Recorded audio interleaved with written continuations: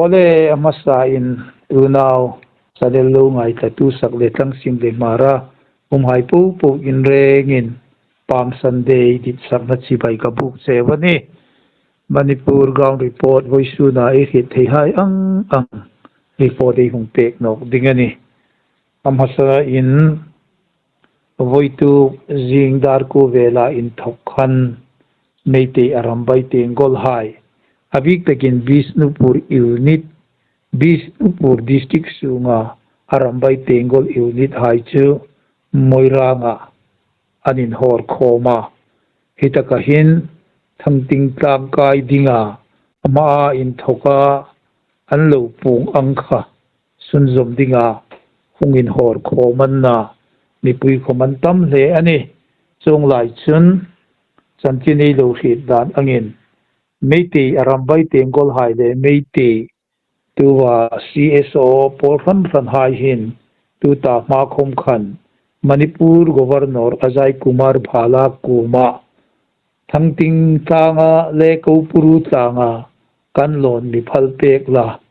kan pi le kan pu hai hun lai daya in thoka hing tlang pani haya hin valonin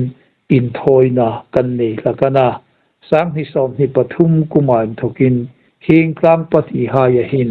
in thoina kan nei thei tak no le hin tu kum sang hi som hi panga a hin chu kan lon na kan van thoi atulani chulein tlanga kan lon hi mi phal pek la chuel chau chuni lovin veng him tu ding sipai khom mi peroti in ngen na khana satakin Meitei tuta CSO ran hai khan anvani yania amiruk chu Manipur Governor Ajay Kumar Bhala hin Fero Fedaro ka phal pek sel ka phal pek no cheu khom ti lovin eng khomina ton no ti kha Meitei haya in thoka chanchin eilo hi theida nani chung lai jing chun Churachandpur district a Kukizo mar unaw hai khomin Meitei hain hi tang chunga hinin hung lon vai kain hung tum vai ani chun indu hak no tiniu nangni mithat zotum mithat mangtuma thangla tu hai hi kanram leilung hi inhung sira thing no ani solein inhung hi phalani no India sarkarin ekara inremna thutlung thataka ajik filma khatsu kanram su mahin inhung lu dingani no ti in video hai khomanin suwa chun banner hai khom tuwa kangwai khel tinga lampuya hin anlo tar pe kani ti kha an banner hai khom mudingin a uma i thu ri le in rolin voi tu khan voi sun ni ko hi pam sunday ni sin khom ku ki zo mar pai te gang te vai thei atu tu khom ni sin la KZC umain wing in roi da no yen kangwai kot din ti le mundam danga ha ya hin nu hai khom tam theyang takinan fe khoma hilayan fe khom na munahin Kukizo Council President Henlian Thang pu Henlian Thang letin in fuina thu hai khom awahil ti khari thein a umbokane chung lai jing chun Kukizo Council noya a volunteer le a pasar tha hai khom Meitei han thang chingta nga lonan hung tumti an hit le enrollin ama a in thoka lovin ring ta hai khan na ni hai khomin hi Meitei hai hung lon na ding lampui achung vela hin munran rana hai duty nein video hai khoman hung su virala atu khom hung ro hai se an hung ngamani chun hung ro hai se apoino anni le anni lowel kama anni le lovin bedding le anni le lovin bedding hin keni an ring sa kan na ni pui nu naw hai tu khom lo thaphang lo ro te in ei pasai tha hai khomin thusuk thusa video an hung suk viral hai muding in a umbokani voisun somhadar som pakhat vela in thokhan tuta thangching tlangai ti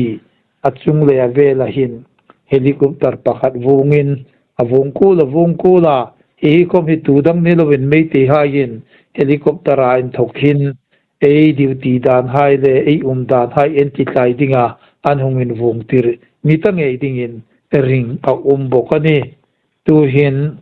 ingtinam mati nga hin a peding ti e hi no Meitei hai komin governorin e kai a phal no me hi no amiruk chu e aku ki hain an midang nom ti e hi no amiruk chu tu wa tum chu thang ting tlang a hin kan lon nge ding ani ti damin video an hung su virala khang hai kha 8 lo mu thei hai ania tu chin a hin chu eng khom boina e mani in kap na le silai puk bom puk ti hai ga khi ding ina no chun kuak ta pangal ti hai pangal Meitei muslim te le ti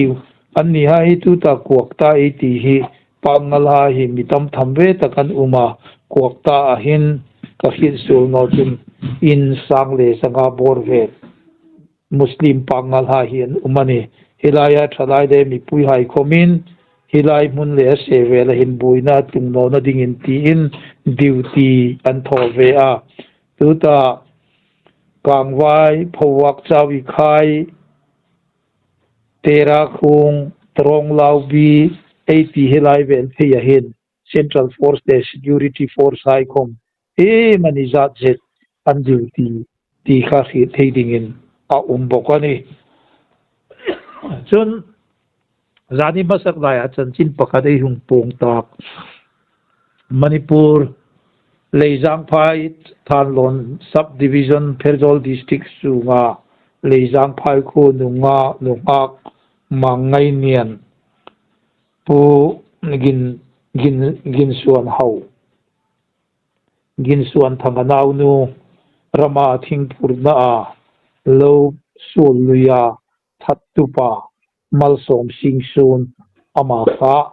pulisai kuta manin a uma tuhin police interrogation vel thoin polisa a zingani ti kha sancheni lo hrit dan pakhat ani bokani chun central force hain Manipur phairam le tlangram hai SARS operation anni sunzom zinga voisun chu chunga silai ral thum le thildang dangan manthrit ani nolain imphal khopui sunga paumei leikai paumei colony an ti puna Meitei ramnoi mi KCPPWG mi pakhat poisa dola inwak ngat pakhat an mana demand letter hai le ama hi an manani ti kha Manipur chanchina tlang puyai hung pong thei hai ani moreting ting nopal palel maphoda saikulu kangpokpi tile surchanpur lamka tivel heng ha hin voisun chu in kap na le thildi lo tung a no a chunglai jing chen Meitei rambai tingol hai thangting ka tlanga lonan tum de hin tu hin nasatakin ein ral ringa an hung thuta dekhom lo kap thiding in ei pasal tha hai le ei volunteer hai khom in ringsa in an ti kha voisuna dinga chanchina kam puya ei pong thei hai ania naki tai lo filang in voisun hi palm sunday ani lein churchanpur khopui sung le ase veldam kangpokpi morele ting no pala hai munran thana palm sunday hi ursun taka pang ania Sunday school now pang hai abikin now pang ting khomin tham na satakin an ho tu hai le an la ka ak chung chun kotlera hai fangin bekin ting hung panin ho sanati in tum kau choin an khek rul thu bani ti kha voisuna chanchin he su sa thi hai gi sin la ole khai pu kho voisuna dinga chanchin atlang puya ri pode hung pe thi hai an ni ka lo me